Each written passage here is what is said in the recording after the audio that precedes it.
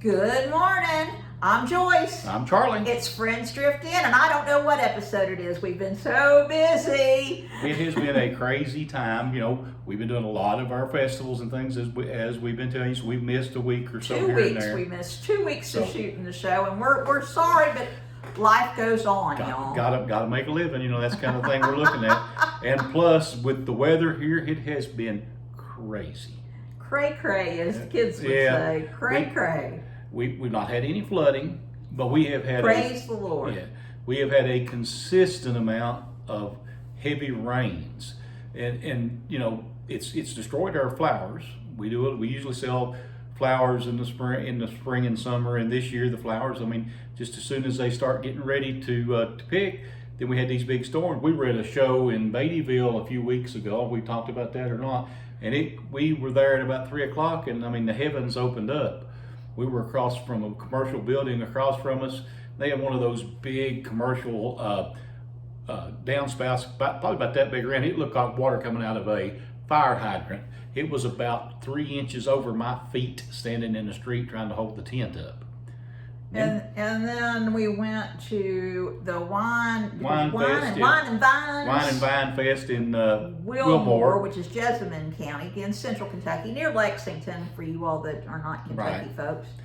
And again, it wasn't as bad. I know Joyce says it was worse for her because she got wetter than I did this time, which, you know, but, you know, it rained for what, maybe 30, 40 minutes, but I mean, it came down pretty hard for about 30 minutes. We were on the top of a hill too, y'all, and so with that one, there was wind. And y'all, you know, I grew up in northern Kentucky, so I'm used to tornadoes, and I used to work for, back when I was in college, I worked for the Ag Weather Center, and so I'm an a weather junkie. And I mean, you know, I'm thinking we're gonna get tornadoes, and I'm standing, you know, trying to hold the tent, because even with the big old water things that we use to hold the tent, you know, the tent's jumping, and I don't want it to jump and fly and hit somebody, one, and two, I certainly don't want to lose my product. But I'm standing like this, and if you can imagine, I'm wearing a t-shirt bra. I'll just tell you, that's one of them little padded jobs, and the water is pulling down on me because I'm at the back of it, and it's pouring down my back, so all of my underwear is soaked in my bra. You could really just wring it out like this. It was like a sponge. It was cold and ugly, and I got cranky. And you all, I'm so very proud. I bought these red suede tennis shoes. They're little tenny boppers, kind of the what do they call them, Charlie? They're not Chucks, but they're kind of that Chuck style. Low top. Low top style of red suede tennis shoes. Y'all, they've gone through 2 festivals, and they are shot because it's squish. It's been a week, and they're still not dried out. It's been a crazy time. We've been in the kitchen a lot. We've been blessed that we're able to move some product. Got some orders coming in, so we're going to try to get a few shows put together and have them on time for you the next few weeks. But we can't promise anything. We're blessed with having the success that we're having, and things are going good. Other than the outside produce, I mean, you know, the tomatoes are splitting in the fields. Everything's starting to get overgrown because you can't get in and cultivate it because it stays so wet. It's too wet. I mean, it's just one of those. It's just a really weird time. We're hoping we'll get some fall stuff, but we're not sure what's going to rot in the field and what's not, because, you know, it's just so wet. Wet. You know, it's one of those. It's what I call that cow sucking wet, where you walk and you pull your foot back out, and it sounds like a cow going through. And I mean, even when the kitty cats walk, you can hear them coming. You can hear them coming. We'll do a show on the cats one day. These things have gone crazy. We've never had a set of cats like this set. They are just insane. You got the one little one, and I mean, they're just a small cat, and Bull is what we've named him, because that's what he is. He's Bull in the china shop. He's not a big cat. He gets small bone, but he just, man, wherever we are, he is. So I out there changing light bulbs in the truck the other day, and I look down. He's climbing up my pant legs all the way up my shoulder, and he stands on my shoulder and watches. Wherever we are, he has to be there. He is just the funniest thing. We talked about you know, a lot of people think that being a homesteader or being a farmer is glamorous, you know, and you get the edited versions. And I was laughing because Big Family Homestead was talking about this. They've undergone a project, so shout out to Big Family Homestead. They've been doing the building, and they're kind of like us. They're a little bit older, so they're a little bit slower than they used to be. Things just don't go the way, not as glamorous as you think. So I have a hearing loss, and so this week, I was supposed to turn on the water for the greenhouse, the high tunnel. And I did that. I thought I did. And I come back in and I hear, I think I've turned it back off, and I hear all this water running. And I think, we've got a leak somewhere in the house because I can hear the water, going through the pipes. And I thought, this is not good. And so, it's been too wet to do a lot of trimming around the house, and we have a lot of poison ivy. And the poison ivy has grown up, and we can't get to it because it's too wet. And I'm sure I'm not going to get out there when it's wet and do it. But I had to go out and turn off the main thing. Well, I thought I turned it off, but I turned it on. So I about flooded the greenhouse. We had to let it dry out for a couple of days. Life is not always glamorous when you're trying to farm, when it's just a busy life. Anytime you're farming, we farm on 2 separate pieces of property, and so we're not on the main farm all the time, so we have to drive back and forth, and there's a lot more work doing it that way. But that is the old family homestead. That's truly the family homestead. My great uncle settled that property the first time, built the first log cabin on it. My family's been here for well over 200 years. So this is one of the nice things to be able to keep actually technically where we're at now is an old Pinson farmstead as well. But it gets into all that complicated stuff. The weather here has just been crazy, and when it doesn't rain, the heat index has been up there in the 90s because we have had 80, 90, 95% humidity with 80 and 90 degree temperatures. And you just can't get much accomplished in that. You can only work so long. Just this is the most difficult summer we've ever had. I mean, because due to that, because you can't get out and you can only work early mornings and late evenings. Of course, we also have the business to run too. We got to get in and do the kitchen at night and on the weekends, and it's just been a juggling act to try to keep up with everything. We've been able to do pretty well with our tomatoes and our peppers and things, and we're blessed in that respect. But the orders are coming in. Thank you for all y'all that have ordered. Our jams are available at friendsthriftinn.com, and we are grateful for every order we get. Y'all order early this year because it sounds like the post office is going to be doing some crazy things, and we had some trouble with the post office last year when they said they weren't going to have crazy things. Well, so y'all get in there and order now. It's good stuff. It's good stuff. It makes great Christmas gifts, and if you order them early, then we know we've got them out there. And if you wait till the last minute, then that's when the shipping delays happen. And we don't want to disappoint anybody. We don't want to disappoint anybody. And it's grilling season still, and tailgating season. So our pepper jams and pepper jellies they've whipped our butt this year. Yes, they have. Which is a blessing. Pepper jellies. But we're growing our own peppers. We grow a lot of those down in the high tunnel, and of course our tomato jam is doing very well. And that has really taken off this year. The tomato jam. Tomato jam's been really good. Y'all, if you like to grill and you like to cook, it's something you need to try. We'll do some recipes later on. We'll do some cooking demonstrations. We've been saying that probably in the wintertime when things are a little less hectic. Slow down. In addition to what we're doing with the business, obviously we grow enough produce that we can for myself and Charlie, us too. And then we do a little bit for Mama, and we try to do a little bit for Anita, Mark, and Jacob. Right. And so I've been doing some canning, y'all, and I've canned enough pickles. It's just like, what am I going to do with all these pickles? So all you prepper people out there that are stockpiling pickles and saying, do more pickles, do more pickles, do more pickles. Hit me up with some recipes, y'all. Send me some ideas. I don't know. We love the bread and butter pickles. Right. And I did some sweet pickles. But after you've got 8 or 10 pints or quarts, in a year for us, that is more than enough.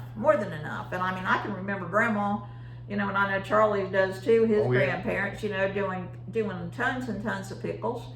And I mean, doing the fermented pickles as well as just the quick, what we call the quick pickles, putting them in the Right. canning. Put them in a rather can than or some vinegar. fermented. Right. But you know, I'm getting overrun with cucumbers, and I could sure use some motivation there to what to do with them. I don't want to waste them, but man, we got the cucumbers.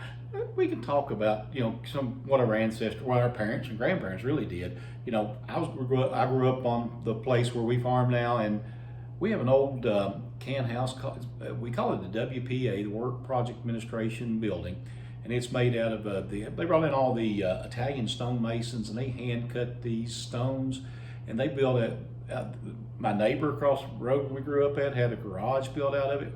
We had a can house. Our can house was three sides were almost 3/4 covered with dirt, and the whole bottom of it was underground, so it kept a constant temperature all the time with that stone and all that dirt on it.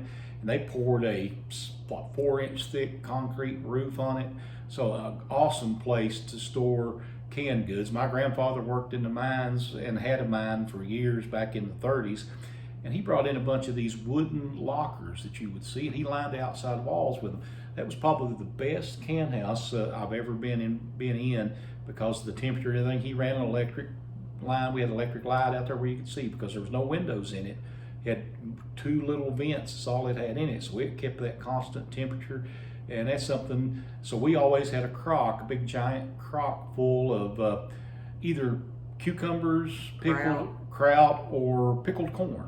I can remember going in and Mom would take a big white plate and she would take a rock and she would scrub that rock and then cover it with the cheesecloth and use that rock to weight that plate down to keep those pickles and corn underneath the brine. Now we always did kraut in the jars and let them ferment in the jars here. You know, we didn't do kraut much in the crock. Mostly what it was pickled corn was the big one. We laugh about, and y'all, we are very food safety when it comes to our commercial business. We are fanatical, but when it comes to the home and some of the stuff, you know, we do some things the old way, and fermenting doesn't bother us. We know that when you ferment, you're going to get some of that nasty scum on the top. That's just part of doing it. And we've got a crock of fermented pickles sitting in there right now. Right now, you know, you know, that's just part of it. So, you know, not what we do for the commercial, business, right. but we still adhere to the old ways of Appalachia a lot. Both of us grew up in families where we didn't think we were preppers. We grew what we ate and we canned it. So, you know, going to the grocery store, you know, maybe once a month. You know, we didn't go to the grocery store all the time, you know. Yeah, you know, and I guess it depends on, I mean, I went through like 3 stages in life, I guess. When I was young, up till I was 10 or 12 years old, really before my 2 sisters got of age to do anything, we had our own cow, we had our own milk cow, we raised our own hogs, we raised just about, really literally almost everything we ate. We didn't have to go to the store for milk. The only thing, actually, I can remember when I was really young, we used to take corn to the mill and have our cornmeal ground. And, you know, the only thing we had to buy in the grocery store was flour and salt. You know, everything else, you know, was right there. We called it a smokehouse, but really it was just a dry aging room. And we'd take those hogs, we'd lay them out on those boards, and we'd salt them down with that, with the curing salts and stuff, and hang them up and let them dry and age that way. And the thing I can remember, one of the things I really remember very vividly was that we had those really nice pine boards, that were really wide, probably 1 by pine boards, probably 10, 12 inches wide, that made the top of the counter that went around. And that had been used so much to salt down that meat and hang it up on there that the wood was just so smooth, just like you'd taken and polished it. It was just real, just slick all the time. And I can remember when you wanted some bacon or you wanted ham, you'd go out there and you'd take it, you'd lay it down on that top, cut off the hunk of it, go inside, slice it, soak it in water to take the salt out of it, and then use it. We used to do, you know, we didn't know there was such thing as what city ham was. We always thought ham was ham. Yeah. Country ham was ham. Yep. And Mom would take, and again, not recommended today. Mom would take sausage, and we didn't have freezers. I can remember we got our first freezer, but you didn't have all that then, or at least we didn't. We were poor and didn't know it, I guess, at that point. And she would take sausage and make it into little balls, probably about the size of a meatball that you get out of the grocery store today, maybe a little bit bigger. And she would fry it just a little bit, par cook it, I guess is what they would call it. And she would put that down in the jars, and she would cover that with lard that we had rendered from the hog till it filled up the top of the jar, and then cap it, and it would seal, and that lard would keep the oxygen away from the meat, and the meat was good for years. Of course, and again, I don't recommend you do that because I'm sure it's not FDA approved in today's world or anything like that. Out of the ball book, but you did those kind of things. That's what they did. What you had to do. Now you can can meats in a pressure canner. I don't remember seeing a pressure canner until I was a good sized young man. We never used it. We didn't use a pressure canner at home. I don't remember anybody at home using pressure canners. The first time I even ever heard of a pressure canner, really, and I worked for home economics at UK for a while, and I don't remember anybody talking about using pressure canners. Maybe they did, but I don't remember it. Yeah, pressure canning came out earlier, but it was mostly commercial. Yeah, the first time that your mama told me about doing that pressure canning, and her and Uchi's mom was trying to can hominy, I think, or something, and it blew up, and they never got it scraped off the ceiling. I think it's just like that had terrified me forever. I finally got over that. I think Looney was trying to cook soup beans in a pressure cooker. I don't know, but it terrified me. Never could cover it up because the soup beans would just keep bleeding through the paint when they would paint it. I can remember my dad's sisters and my grandma, when they would can, they would do it outside. We did it outside. You'd take a number 10 wash tub, we called it, which was the big wash tub, and you set it over an outdoor fire, and you would get those boiling. You put 30, 40 cans of green beans in there. You would start the first thing in the morning. You'd cook them all day long. I mean, you'd cook them till, And that's definitely not recommended. We don't do that. And something that we make a point of is a lot of people say, "Oh, well, this is the way my grandma did it, and this is the way I'm going to continue to do it," or this is the way that well, they do it that way when they're making it to sell commercially. And y'all have to understand that if you are in a commercial kitchen like what we're using, we put things in a steam jacketed cooker, and when we do that, we get an even temperature. It does not fluctuate, and we're a little above where we're cooking. We do have some altitude there. Yes. We're near in the shadows of Pine Mountain, as we like to say, and so we have to make some adjustments because of the altitude. But we get that up to 212, 213 for our altitude. 220 is what you would normally do if you're in the flatlands. But you get it up to that constant temperature, and you're able to hold it. And I tell you what, I cannot get that kind of temperature in my home canners. I can't make it hold. It fluctuates, and I've got a decent stove. It's like a medium grade. It's not a commercial grade, but I got a medium grade stove. So y'all need to be safe if you're home canning. I like to reflect a little bit on the home canning situation while we're talking about canning and preserving. I just got back from Walmart. I never shop Walmart, y'all. This was an adventure just to see what was going on, because so many people had said their Walmarts were stripped. Ours wasn't. I'm going to do a video about that later. But I went to look just to see what the canning situation was at Walmart, because usually if anybody else is out, Walmart still has. They didn't have any canning supplies. I did find canning salt, and we haven't been able to find canning salt for a while, so I bought 3 boxes. Okay. That's 12 pounds. That will hold us over on the personal side for a while. But we haven't been able to find canning salt all summer. I mean, usually the way I buy canning supplies before all the madness was, I'd go to the store, and when I buy to the store, I'd buy canning salt. I'd buy a couple of jars, maybe a flat of jars, and I'd buy a couple of boxes of lids, And I mean, you just do that every time you went to the store. And so when it was come up to the time of your canning, you had it. You know, you just Thank goodness.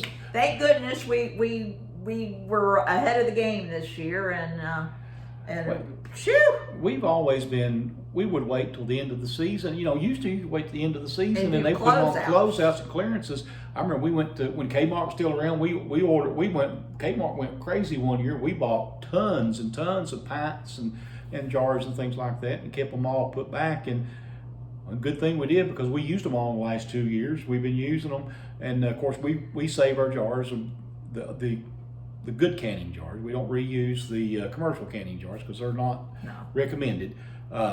You're not recommended to pressure can in some of the jars, but we can't find commercial jars either. Again, you know, we buy them when we can, and a lot of them are starting to limit the number you can buy at a time. And we laugh about it because, y'all, I need to do some photography and get the website updated, but I don't want to misrepresent what kind of jar I've got, because I'm lucky if I can get a jar at all right now, you know. So, you know, you don't know. We go back and forth between our old style jar and our new style jar. It's whatever we can get. And that may not be aesthetically pleasing, but at least we got something in a jar that we can deliver to you all. And right now we've been able to get jars on and off. So we've been able, when we get a chance, we buy as many as we can afford to buy at a time. And of course we've been blessed. We've been doing a lot more. So we're getting ready to make another order just as soon as I get that email that they're back in stock. And we'll make another big order and try to get them stocked up. We're pretty well stocked on most product right now, so we're in good shape as far as that is. We got, of course, then we've got the Christmas shows and things coming up. We got 2 big shows coming up in September, and then I know we're going to do several different Christmas events, October, November, and December. Yeah, we got some things online, and you know, and that's exciting. We're so far our governor has not opted to do any lockdowns. Yes. We are in Pike County. And we have a very good health department that works very well with our hospital. And I want to shout out to Pikeville Medical Center, Dr. Foddy. Dr. Foddy, right. Dr. Foddy, and I call her the Morris girl. It's a small town, y'all. You got me off my game now. I've known her all for years. But she's done a fabulous job at Pikeville, at the Pike County Health Department. We are having a pretty high rate. Our hospital is, I think, the beds for for the virus, y'all, are about 70% right now. Been going around. We've lost some friends this week, so it is very serious, very serious. Try to be safe. You know, don't put yourself in situations where if you know somebody has it, stay away. Yeah. I mean, try to keep yourself in a situation. I've got Mama in her little bubble right now, and it's sad.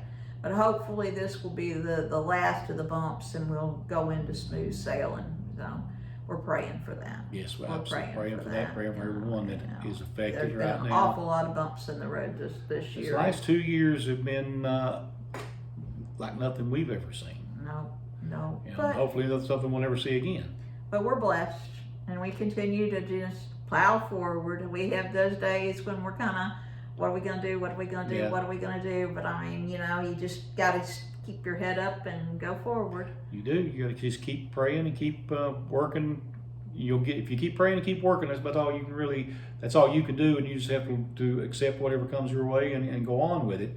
You know, we're looking forward to finishing up the crops for the season. We're hoping we'll have watermelons. We don't know. Again, the weather has been kind of tough, plus the deer. We planted some nice heirloom watermelons, and we'll see how they do. If we get them in time, again, we were late because of the same situation. It was wet. It was just wet. I mean, and I don't mean to complain about the weather, because, you know, it is what it is. We're blessed to have the high tunnel, so the tomatoes and the peppers and all that have done well. And the cucumbers, and we're blessed in that respect. We're able to make some money by selling some of those as well. Again, there's always a way to make money on a homestead if you really think about it. You know, use what you need for yourself and then sell your excess. Yeah. You know, and we give away some too, just like everybody else. I mean, we're not saying don't give it to your neighbors, but you know, value your work. You value your work, and I mean, with us, mostly who we share with are people that have shared things with us as well. It's a back and forth thing. We barter, you know, And it's a small community, and Yeah. everybody kind of pulls together. We're blessed in that We regard. are. I like being in a small community. You know, and it's like it says in the Bible. You know, you can give a man a fish and feed him for a day. You can teach a man to fish and feed him for a lifetime. Well, that's the thing. You can give a man a bushel of tomatoes today, or you can teach a man to raise his own tomatoes, and he'll be in better shape. And we try to do that, y'all. We try to do some teaching and stuff here in the community, and continue to do that. That's one of the reasons that we do these videos. Even if we don't have a big following, people that follow us are loyal, and we hope that they're learning something from that. Y'all, if you could smash that like button, we'd really appreciate it. We need to get up to 1,000 people so we can do some lives. 1,000 is the big goal. Yeah. So help us spread the word. Friends drift in down in Pikeville, Kentucky, Eastern Kentucky, Appalachia, where we're trying to grow a good life, you know. Trying to keep it real. And we definitely keep it real. We really appreciate y'all staying with us, and we look forward to doing some, like we said, some cooking and some other things coming up as soon as it settles down and we kind of get a handle on which way the wind is blowing, and that sure has been a tough thing to get a handle on this year. But we appreciate y'all. I'm Joyce. I'm Charlie. We're Friends Drift In. Catch you next week.